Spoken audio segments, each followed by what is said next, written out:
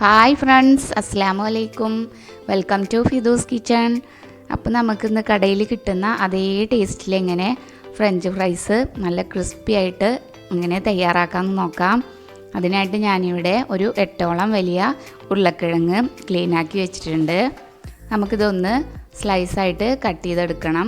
ഒരു ബൗളിൽ കുറച്ച് വെള്ളം എടുത്തിട്ടുണ്ട്. നമുക്കിത് കട്ട് ചെയ്തിട്ട് ആ വെള്ളത്തിലേക്ക് ആഡ് ചെയ്ത് കൊടുക്കണം. പൊട്ടാറ്റോക്ക് ചെറിയൊരു കറയുണ്ടല്ലോ, അപ്പോൾ അത് കളയാൻ വേണ്ടിയിട്ടാണ് നമ്മളിങ്ങനെ ചെയ്യുന്നത്. അല്ലെങ്കിൽ പെട്ടെന്ന് കളറ് ചേഞ്ചായി പോവും. അപ്പോൾ ഇങ്ങനെ വെള്ളത്തിലേക്ക് ഇട്ട് കഴിഞ്ഞാൽ കളർ ചേഞ്ച് വരില്ല, നല്ല ക്ലീനായിട്ട് നമുക്ക് കിട്ടും. ഞാനിതെല്ലാം ഇതുപോലെ കട്ട് ചെയ്തിട്ട് വെള്ളത്തിലേക്ക് ഇട്ട് കൊടുക്കുന്നുണ്ട്. മുഴുവനായിട്ടും കട്ട് ചെയ്തിട്ട് ഇട്ട് കൊടുത്തിട്ടുണ്ട്. നമുക്കിതെല്ലാം വെള്ളത്തിൽ നിന്നും കോരിയെടുത്ത് ഒരു പാത്രത്തിലേക്ക് മാറ്റാം.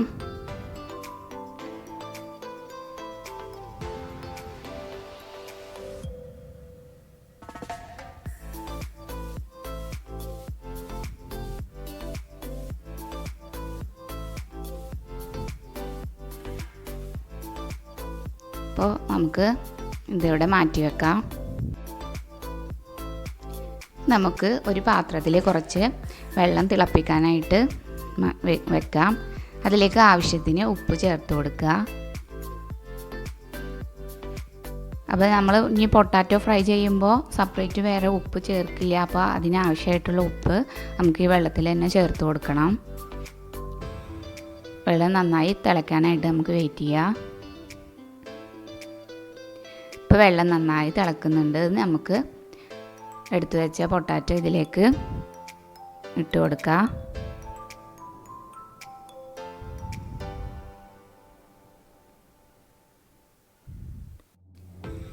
അപ്പോൾ മുഴുവൻ ഉരുളക്കിഴങ്ങ് ഇതിലേക്ക് ചേർത്ത് കൊടുത്തിട്ടുണ്ട്. നമുക്ക് നന്നായിട്ടൊന്ന് ഇളക്കി കൊടുക്കാം.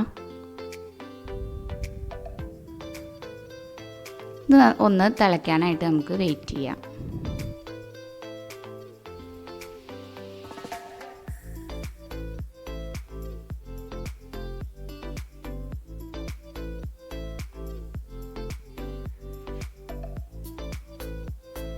അപ്പോൾ നന്നായിട്ട് തിളക്കുന്നുണ്ട്. അപ്പോൾ നമുക്ക് ഫ്ലെയിം ഓഫ് ചെയ്യാം.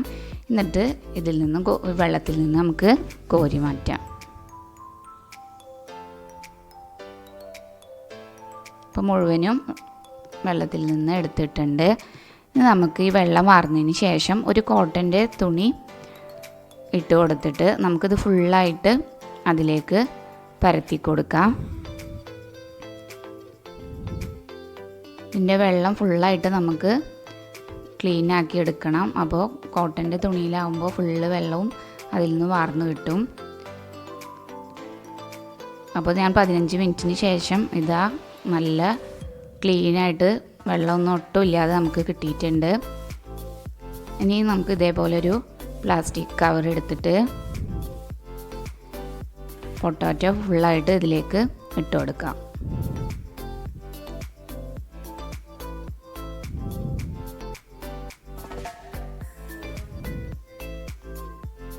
ഫുള്ളായിട്ട് കവറിലേക്ക് ഇട്ട് കൊടുത്തിട്ടുണ്ട്. ഇനി നമുക്കിതൊന്ന് നന്നായിട്ട് ക്ലോസ് ചെയ്തെടുക്കാം.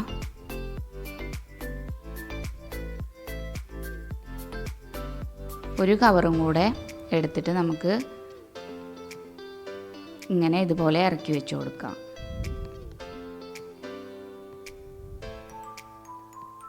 ഇതൊന്ന് തണുപ്പിച്ചെടുക്കണം.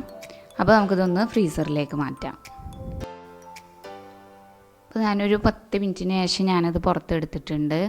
അപ്പോൾ അത്യാവശ്യം തണുത്ത് കിട്ടിയിട്ടുണ്ട്. ഒരുപാട് അങ്ങ് തണുപ്പിക്കൊന്നും വേണ്ട, ജസ്റ്റ് ഒന്ന് ചെറുതായിട്ട് തണുപ്പിച്ചെടുത്താൽ മതി. ഇനി നമുക്കിത് ഫ്രൈ ചെയ്തെടുക്കാം. അപ്പോൾ നമുക്കൊരു പാൻ വെച്ച് അത് ചൂടാക്കിയെടുക്കാം. ഇതിലേക്ക് ആവശ്യത്തിന് ഓയിൽ ഒഴിച്ചു കൊടുത്തിട്ടുണ്ട്.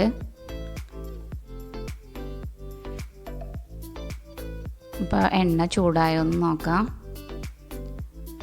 ഇല്ല, ചൂടായി വരുന്നേ ഉള്ളൂ. നമുക്ക് നന്നായി ചൂടായതിന് ശേഷം മാത്രമേ നമുക്ക് പൊട്ടാറ്റോ ഇട്ട് കൊടുക്കാൻ പറ്റുള്ളൂ. ഇപ്പോൾ അത്യാവശ്യം നന്നായി ചൂടായി വന്നിട്ടുണ്ട്. അപ്പോൾ നമുക്ക് പൊട്ടാറ്റോ ഇതിലേക്ക് ആഡ് ചെയ്ത് കൊടുക്കാം. ഒരുപാട് ഇട്ടിട്ട് ഫ്രൈ ചെയ്തെടുക്കരുത്, അപ്പോൾ നമുക്ക് ആ ഒരു ക്രിസ്പിനെസ് കിട്ടില്ല. കുറേശ്ശെ ഇട്ടിട്ട് നമുക്ക് ഫ്രൈ ചെയ്തെടുക്കാം. അപ്പോൾ ഇട്ട വഴി തന്നെ നന്നായിട്ട് ഇളക്കി കൊടുക്കരുത്. ഒരു 2 മിനിറ്റ് കഴിഞ്ഞതിന് ശേഷം നമുക്കിതൊന്ന് ഇളക്കി കൊടുക്കാം.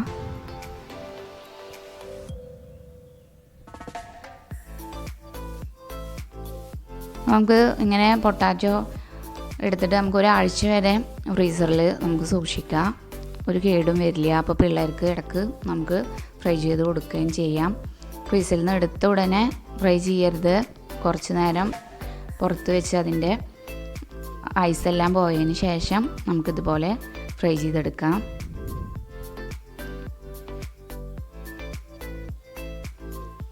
അപ്പോൾ നമ്മുടെ പൊട്ടാറ്റോ നന്നായി ഫ്രൈ ആയിട്ട് വന്നിട്ടുണ്ട്.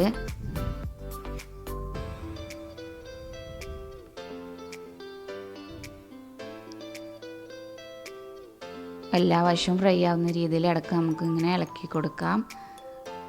അപ്പോൾ നമ്മുടെ ഫ്രഞ്ച് ഫ്രൈസ് ഇവിടെ റെഡി ആയിട്ടുണ്ട്.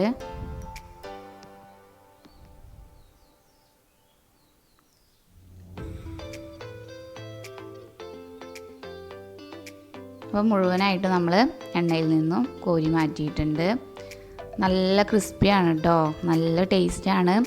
ഇതുപോലെ നിങ്ങൾ എന്തായാലും ഒന്ന് ട്രൈ ചെയ്ത് നോക്കണം. ഞാൻ ഒരുപാട് രീതിയിൽ ട്രൈ ചെയ്ത് നോക്കിയിട്ട് ഏറ്റവും കംഫർട്ടബിളായിട്ട് തോന്നിയത് ഈ ഒരു രീതിയാണ്. വളരെ ടേസ്റ്റി ആയിട്ട് കിട്ടിയിട്ടുണ്ട്. നമ്മൾ KFC ഒക്കെ വാങ്ങിക്കുമ്പോൾ കിട്ടുന്ന അതേ ടേസ്റ്റ് തന്നെയാണ് ഈ ഒരു രീതിയിൽ ചെയ്താൽ. അപ്പോൾ എല്ലാവരും ട്രൈ ചെയ്ത് നോക്കുക, കമൻറ്റൊക്കെ അറിയിക്കുക, ലൈക്ക് ചെയ്യുക, ഷെയർ ചെയ്യുക. സബ്സ്ക്രൈബ് ചെയ്യാത്തവരുണ്ടെങ്കിൽ പ്ലീസ് സബ്സ്ക്രൈബ്. അപ്പോൾ ഇൻഷാ അല്ലാഹ് നമുക്ക് അടുത്ത വീഡിയോയിൽ അടുത്ത ഡിഷായിട്ട് കാണാം.